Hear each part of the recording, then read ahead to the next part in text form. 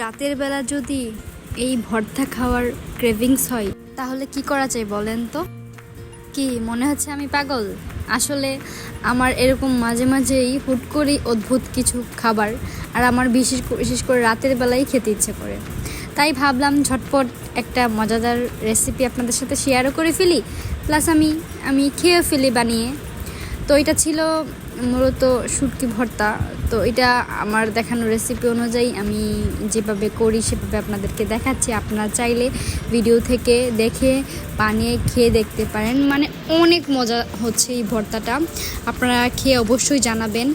যদি আমি ধনিয়া পাতা ছিল না বিদায় দিতে পারেন, এই ধনিয়া পাতার ফ্লেভারটা মানে আরও দ্বিগুণ করে ফেলে ভর্তার টেস্টটা। আর যদি হয় গরম গরম ভাতের সাথে তাহলে তো কোনো কথাই নেই। মানে আমি লিটারেলি এখন ভিডিওটা এডিট করছি আর মানে আমার জিভ দিয়ে এখনও পানি চলে আসতেছে।